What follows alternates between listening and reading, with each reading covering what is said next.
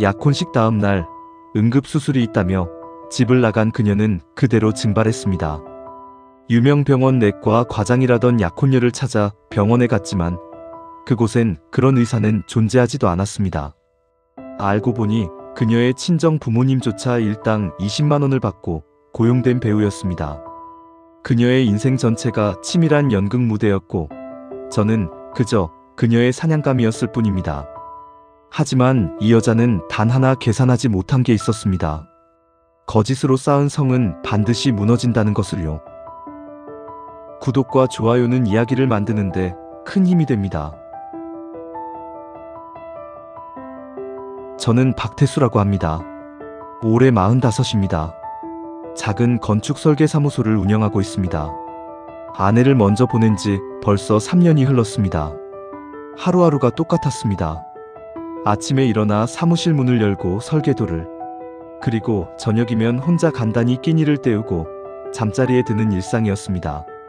주말에는 형님이 가끔 찾아와 함께 식사를 하곤 했지만 그마저도 제 외로움을 채워주기엔 턱없이 부족했습니다. 사람들은 시간이 약이라고 했지만 저에겐 시간이 흐를수록 빈자리만 더 크게 느껴졌습니다. 누군가와 대화를 나누고 싶었고 함께 웃고 싶었습니다. 그렇게 쓸쓸한 나날을 보내던 어느 봄날, 제 사무실에 한 여인이 찾아왔습니다. 깔끔한 정장 차림에 단정한 헤어스타일, 그리고 부드러운 미소를 띤 그녀는 자신을 최수진이라고 소개했습니다. 작은 주택 설계를 의뢰하러 왔다고 했습니다. 그날이 제 인생이 송두리째 흔들리기 시작한 날이었습니다. 하지만 그때의 저는 몰랐습니다. 이 여인이 제 인생을 어떻게 망가뜨릴지 상상조차 하지 못했습니다. 그저 오랜만에 찾아온 손님이 반가웠고 그녀의 따뜻한 미소가 좋았을 뿐입니다. 수진 씨는 그 이후로도 자주 사무실을 찾아왔습니다. 설계 상담이라는 명목이었지만 점점 대화의 내용은 일과 상관없는 것들로 채워졌습니다. 제 취미가 뭔지, 평소 어떻게 시간을 보내는지, 좋아하는 음식은 무엇인지 물어왔습니다. 그녀는 자신이 유명 종합병원 내과 과장으로 일하고 있다고 했습니다. 의사라는 직업이 주는 신뢰감 때문이었을까요? 저는 그녀의 말을 의심 없이 받아들였습니다. 어느 날은 제가 좋아한다고 했던 커피를 직접 사들고 나타났고 또 어느 날은 야근하는 저를 위해 저녁 도시락을 챙겨오기도 했습니다. 오랜만에 느껴보는 따뜻한 배려였습니다. 그녀는 말했습니다. 자신도 오래전 이혼을 했고 혼자 살아가는 게 얼마나 외로운지 잘 안다고 했습니다. 저 같은 성실하고 따뜻한 사람을 만나게 돼 감사하다고 했습니다. 그렇게 몇 주가 지나자 저도 모르게 그녀를 기다리는 제 자신을 발견하게 되었습니다. 그녀가 없는 날이면 사무실이 더 텅 비어 보였습니다. 저는 조금씩 그녀에게 마음을 열어가고 있었습니다. 지금 생각하면 그때부터 이미 저는 그녀의 덫에 걸려들고 있었던 것입니다. 수진 씨가 처음으로 식사 자리를 제안했습니다. 저는 설레는 마음으로 약속 장소에 나갔습니다. 고급 레스토랑이었습니다. 그녀는 환하게 웃으며 저를 맞아주었습니다. 식사를 하는 내내 그녀는 제 이야기에 귀 기울여 주었고 진심 어린 공감을 표현해 주었습니다. 그날 저녁 그녀가 조심스럽게 말을 꺼냈습니다. 자신이 저를 남자로서 좋아하게 되었다고 했습니다. 나이도 어리고 직업도 훌륭한 그녀가 저 같은 평범한 중년 남자를 좋아한다니 믿기지 않았습니다. 하지만 그녀는 진지했습니다. 직업이나 재산이 중요한 게 아니라 사람의 진심과 성실함이 더 소중하다고 했습니다. 저는 그 말에 완전히 마음을 빼앗기고 말았습니다. 그렇게 우리는 연인 사이가 되었습니다. 형님께 소개했을 때 형님은 처음 보는 순간부터 뭔가 석연치 않다는 표정을 지으셨습니다. 너무 완벽해 보인다고 조심하라고 하셨습니다. 하지만 저는 형님의 걱정을 기우로 치부했습니다. 사랑에 빠진 사람은 보고 싶은 것만 보게 되나 봅니다. 저는 그녀가 보여주는 따뜻함과 배려가 진심이라고 믿었습니다. 그것이 제가 저지른 가장 큰 실수였습니다. 교제를 시작한 지 2달쯤 지났을 때였습니다. 수진 씨가 심각한 표정으로 저를 찾아왔습니다. 눈가가 붉게 부어 있었습니다. 무슨 일이냐고 물으니 한참을 망설이다가 입을 열었습니다. 병원에서 큰일이 생겼다고 했습니다. 자신이 담당했던 환자가 수술 후 합병증으로 중태에 빠졌다고 했습니다. 의료사고였습니다. 병원 측에서는 개인 합의를 종용하고 있다고 했습니다. 환자 가족이 요구하는 합의금이 2억 5천만 원이라고 했습니다. 수진 씨는 눈물을 흘리며 말했습니다. 자신이 가진 돈은 1억 5천만 원밖에 없다고 했습니다. 1억 원이 부족한데 어디서도 빌릴 곳이 없다고 했습니다. 만약 합의가 이루어지지 않으면 형사고소까지 갈 수 있고 그러면 의사 면허가 취소될 수도 있다고 했습니다. 저는 그녀의 절박한 모습에 가슴이 아팠습니다. 사랑하는 사람이 위기에 처했는데 모른 척할 수 없었습니다. 저는 제 통장에 있던 퇴직금과 사무실 운영 자금을 모두 꺼냈습니다. 정확히 1억 원이었습니다. 수진 씨는 꼭 갚겠다고, 결혼하면 함께 쓸 돈인데 미안하다고 했습니다. 저는 괜찮다고, 우리 사이에 무슨 빌리고 갚고가 있냐고 했습니다. 돈을 건넨 지 일주일 후 수진 씨가 환한 얼굴로 찾아왔습니다. 합의가 잘 마무리되었다고 했습니다. 정말 고맙다며 제 손을 꼭 잡았습니다. 그리고는 이제 우리 약혼식을 올리자고 했습니다. 위기를 함께 극복한 만큼 더 확실한 관계가 되고 싶다고 했습니다. 저는 기쁜 마음으로 받아들였습니다. 한 달 후 우리는 약혼식을 올렸습니다. 그녀의 친정 부모님도 참석하셨습니다. 아버지는 점잖은 인상의 70대 노신사였고 어머니는 단아하고 자상한 분이었습니다. 두 분 모두 저를 따뜻하게 맞아주셨습니다. 사위가 될 사람이 건축가라니 자랑스럽다고 하셨습니다. 저는 그 자리에서 완전히 마음을 놓았습니다. 약혼식은 조촐하게 치렀습니다. 가까운 지인들만 모인 자리였지만 제게는 인생에서 가장 행복한 순간이었습니다. 수진 씨는 아름다운 드레스를 입고 제 옆에 서 있었고 저는 이제 더 이상 혼자가 아니라는 안도감에 눈시울이 뜨거워졌습니다. 그녀는 제 손을 꼭 잡으며 앞으로 행복하게 해주겠다고 속삭였습니다. 그날 밤 우리는 함께 미래를 그리며 이야기를 나눴습니다. 모든 것이 완벽했습니다. 약혼식 다음 날 아침이었습니다. 수진 씨의 휴대폰이 요란하게 울렸습니다. 그녀는 급하게 전화를 받더니 표정이 심각해졌습니다. 병원에서 응급수술 건으로 급히 나와야 한다고 했습니다. 과장이라 본인이 직접 집도해야 하는 수술이라고 했습니다. 저는 당연히 이해한다고 했습니다. 의사라는 직업이 원래 그런 거라고 생각했습니다. 그녀는 미안하다며 금방 돌아오겠다고 했습니다. 현관문이 닫히는 소리를 들으며 저는 커피를 내렸습니다. 1시간쯤 지나면 돌아오겠거니 생각했습니다. 하지만 1시간이 지나고 2시간이 지나고 저녁이 되어도 그녀는 돌아오지 않았습니다. 전화를 해도 받지 않았습니다. 문자를 보내도 읽음 표시조차 뜨지 않았습니다. 처음엔 수술이 길어진 거라고 생각했습니다. 하지만 다음 날이 되어도 그 다음 날이 되어도 연락이 없었습니다. 불안감이 엄습했습니다. 혹시 사고라도 당한 건 아닐까 하는 걱정에 그녀가 근무한다던 병원을 찾아가기로 했습니다. 그것이 지옥문을 여는 시작이었습니다. 저는 전혀 예상하지 못했습니다. 제가 마주할 진실을 말입니다. 그녀가 말했던 유명 종합병원에 도착했습니다. 원무과에 가서 최수진 과장을 만나러 왔다고 했습니다. 직원이 컴퓨터를 확인하더니 고개를 가로저었습니다. 내과에 최수진이라는 의사는 없다고 했습니다. 저는 다시 한번 확인해달라고 했습니다. 혹시 다른 과는 아닐까 싶어서 전체 의료진 명단을 확인해달라고 부탁했습니다. 하지만 결과는 같았습니다. 이 병원 어디에도 최수진이라는 이름의 의사는 존재하지 않았습니다. 머릿속이 하얘졌습니다. 이게 무슨 일인가 싶었습니다. 설마 다른 병원이 아닐까 하는 생각에 그녀가 예전에 명함을 준 게 기억났습니다. 서둘러 집으로 돌아가 명함을 찾았습니다. 명함에는 분명히 이 병원 이름이 적혀 있었습니다. 내과 과장 최수진. 다시 병원에 전화를 걸어 인사과에 문의했지만 답변은 똑같았습니다. 그런 사람은 근무한 적이 없다고 했습니다. 그제야 깨달았습니다. 뭔가 심각하게 잘못되었다는 것을. 제 손은 떨리기 시작했고 식은 땀이 등을 타고 흘러내렸습니다. 그리고 문득 1억 원이 떠올랐습니다. 의료사고 합의금으로 빌려준 그 돈 말입니다. 온몸에 소름이 돋았습니다. 형님께 전화를 걸었습니다.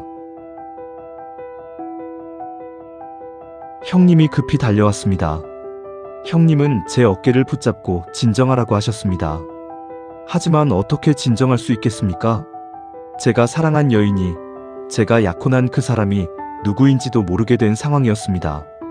게다가 1억 원이나 되는 돈을 사기당했을 수도 있었습니다. 형님은 냉정하게 하나씩 확인해보자고 하셨습니다. 우선 그녀가 살고 있다던 집 주소부터 찾아가 보기로 했습니다. 그녀는 병원 근처 고급 아파트에 산다고 했었습니다. 저희는 그 아파트를 찾아갔습니다.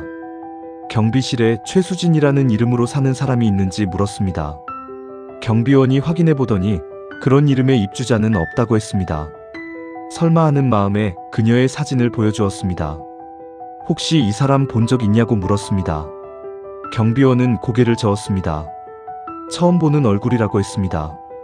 저는 그 자리에 주저앉고 싶었습니다. 모든 게 거짓이었습니다. 의사라는 것도, 병원 근무도, 사는 곳도, 심지어 의료사고 합의금까지도 전부 거짓말이었습니다. 형님이 제 팔을 붙들어 일으켰습니다. 경찰서에 가야 한다고 하셨습니다. 이건 분명히 사기라고, 신고를 해야 한다고 하셨습니다. 경찰서에 신고를 마쳤습니다. 1억 원이라는 거액의 금전 피해가 있었기에 경찰도 적극적으로 움직였습니다. 하지만 수진 씨의 행방은 묘연했습니다. 그녀가 사용하던 휴대폰은 이미 해지되었고 제가 송금했던 계좌도 텅 비어 있었습니다. 형님은 포기하지 않으셨습니다. 직접 발로 뛰어 수진 씨의 정체를 파헤치기 시작했습니다. 우선 약혼식 때 찍은 사진들을 모았습니다. 그녀의 부모님이라던 두 분의 얼굴을 확대해서 인수했습니다. 형님은 연극배우 커뮤니티와 단역배우 모집 사이트들을 뒤지기 시작했습니다. 며칠을 밤낮으로 검색한 끝에 형님이 한 단역배우 사이트에서 비슷한 얼굴을 발견했습니다. 김영배라는 이름의 70대 남성 배우였습니다. 프로필 사진이 약혼식 때 봤던 그 친정 아버지와 똑같았습니다. 형님은 즉시 그 배우에게 연락을 시도했습니다.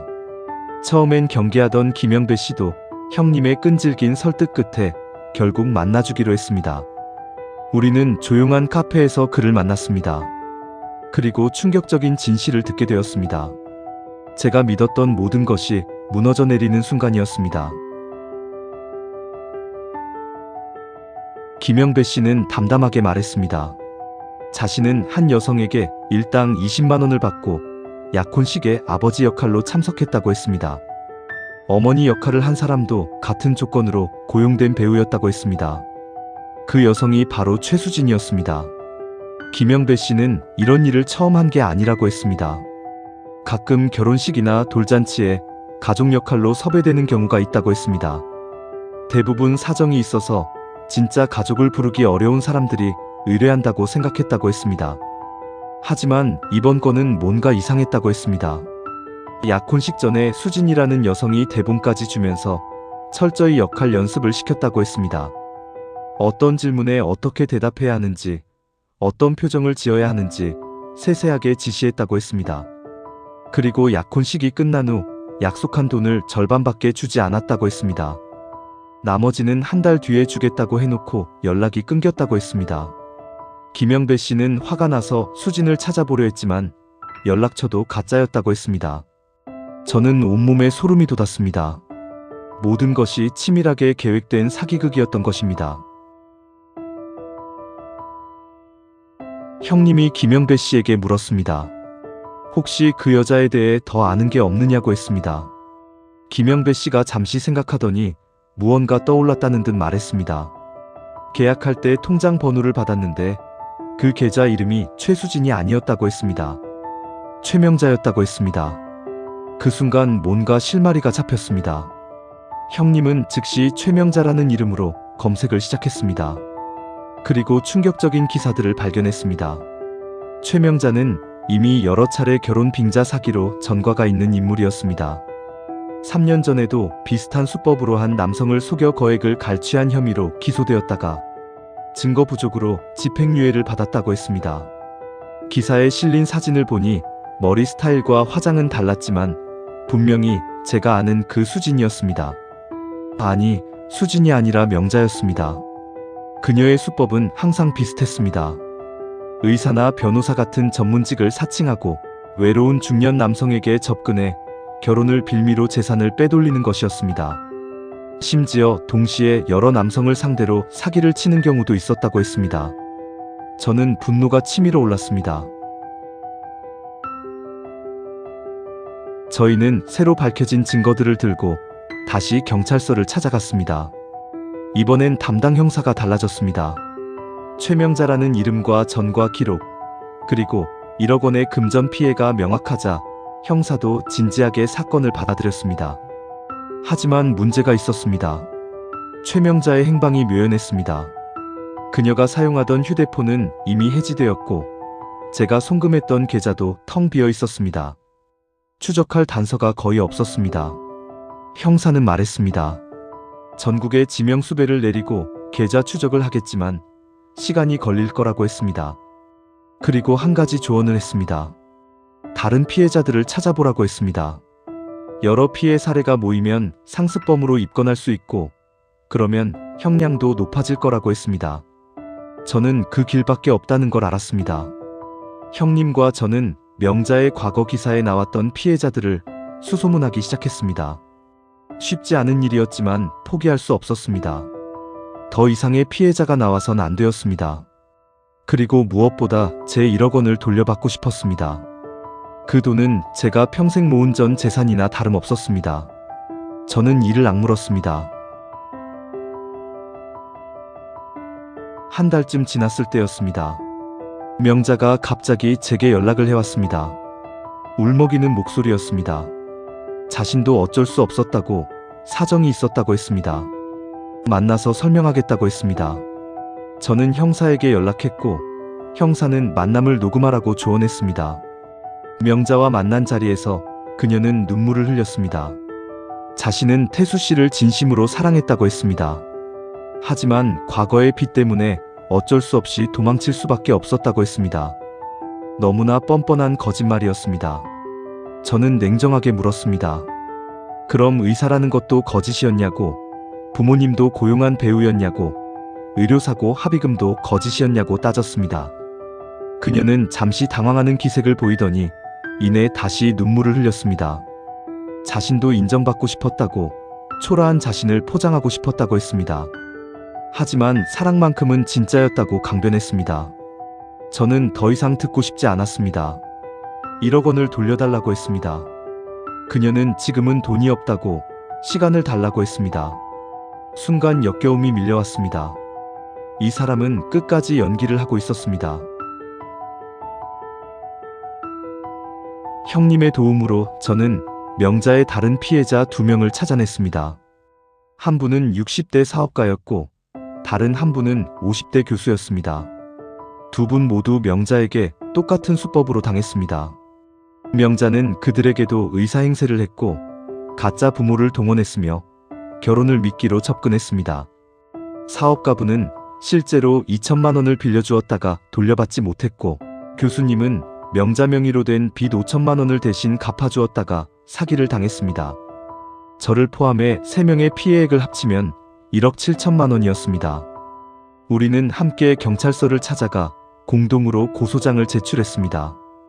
여러 피해자의 진술이 모이자 경찰도 본격적으로 수사에 나섰습니다. 명자의 전화 기록과 계좌 추적이 시작되었습니다. 하지만 명자는 여전히 교묘했습니다. 변호사를 선임해 자신은 결혼할 의사가 진심이었고 단지 개인적인 사정으로 관계가 틀어진 것뿐이라고 주장했습니다. 돈을 빌린 것도 갚을 생각이었다고 했습니다. 법정 공방이 길어질 것 같았습니다. 저는 지쳐갔습니다. 하지만 포기할 수 없었습니다. 전환점은 뜻밖의 곳에서 찾아왔습니다. 김영배 씨로부터 연락이 왔습니다. 자신이 명자에게서 받지 못한 돈을 받아내기 위해 그녀의 집에 찾아갔었는데 그때 몰래 가방에서 USB를 하나 빼냈다고 했습니다.